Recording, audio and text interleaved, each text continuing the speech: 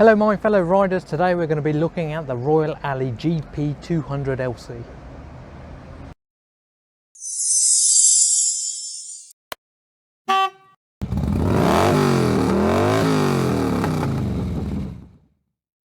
As you can see, we're standing next to the Royal Alley GP200LC. Now the name has quite a lot of information in it. Obviously it's a Royal Alley, it's a GP which means it's metal, and it's an LC which means it's liquid cooled. There is a GT version which is more plastic than metal, but yeah, it's a little bit cheaper. But anyway, there's quite a few different colours that you can have for this, and there'll be a picture above to show what the colours are. So this is a 200cc motorbike, or it actually comes in at 181cc. That's at 16.89 horsepower, and it comes in at 16 Newton meters of torque, which is quite powerful. And as you'll see from my video later on, it has got quite a lot of go in it. The seat height is 770 millimeters high, electronic start, and that is all to do with the Euro 4 specification. And that also means that the headlight has to be on all the time, and it has to have ABS on anything over 125, and this comes with ABS. Comes with 12-inch cast alley wheels, and they have CST tyres on them, which is a Chinese make. Once they're running on the tyres, they're not too bad. They grip all right. That's one good thing about the Lambretta. The Lambretta actually come with Michelin's, I think it is, or they come with a good make of tyre. So this bike comes in at £3,699 plus £150 OTR. On this one, customers ask for a front rack, and that front rack will come in at an additional £100. The good thing about Royal Alleys and Lambrettas is there's a big mod scene on this. A stainless steel rim. Obviously you can get the front carrier, you can get a larger rear carrier as well. This customer's asked for a top box, which we fit. I don't think it goes, but if he wants to use it for commuting, then obviously he can, and he can now store stuff in it. There isn't any storage space underneath. They are stuck down by little suckers, and that's how you get to the fuel. The fuel has a key on it, so that's good. Underneath you have a little lockbox, and it comes with some like phone holders areas, and quite a large area for gloves and stuff like that. Up here in this corner there is a button under there to change your speedo to miles per hour, kilometers an hour, and do all the settings like time and stuff like that. So on the rev count on the digital display, it has a mile per hour speedo, which is big and in the middle, rev counter on the top, how many miles it's been, temperature gauge, and a fuel gauge as well. Underneath you've got a couple of different lights, which would be oil indicators, high beam, low beam, engine management light, and ABS light.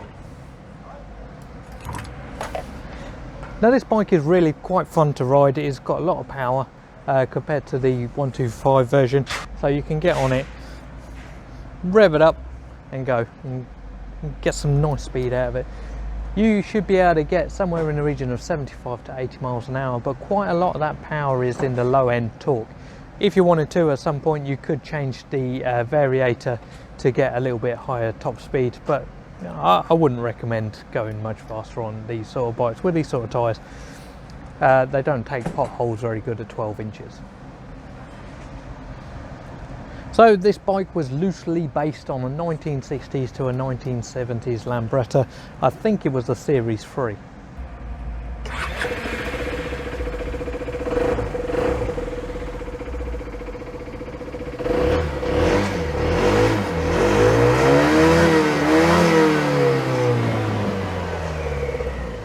Wow, this thing's quite fast. There's lots of pull on it. Wow, this thing's quite fast. Definitely got some pull on it.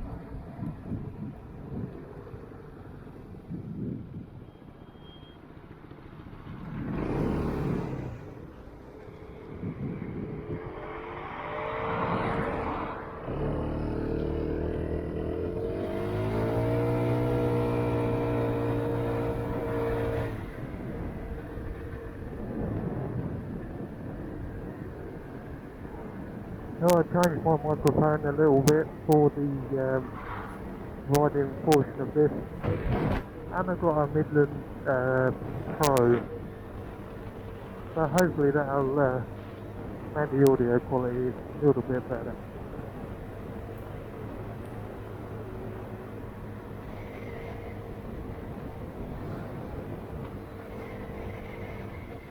It's quite easy to go a little bit too fast on this thing.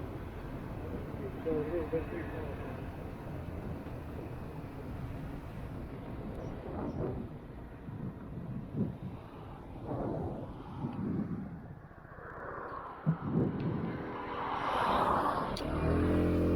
So we'll wait until we get to the national speed limit and we'll give it a little bit of boost.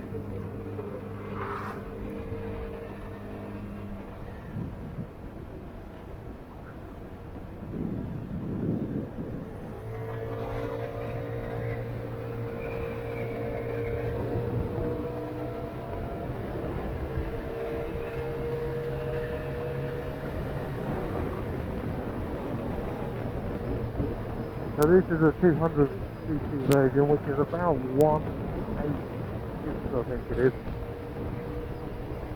And compared to the 125, it's definitely got a little bit more pickup.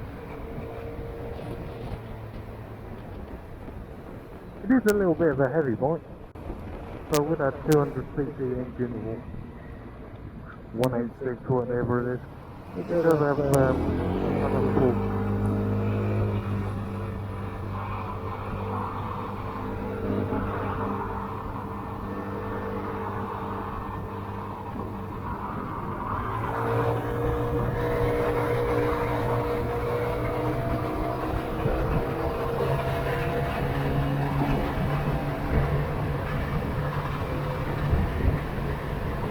There's a 70 mark.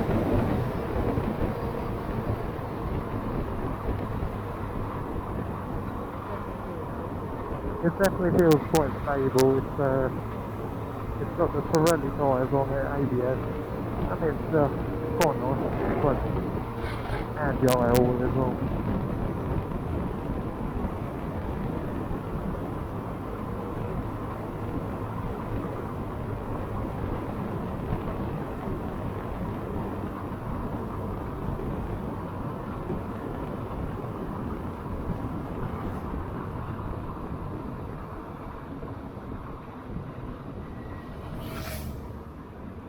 That's one thing I like about motorbikes.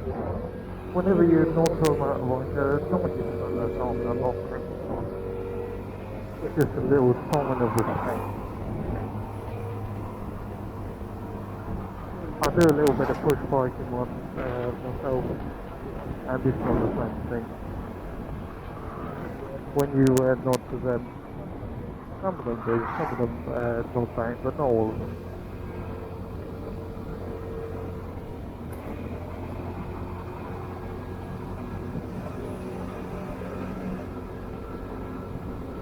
This is the first test of this audio equipment, so I'm not 100% sure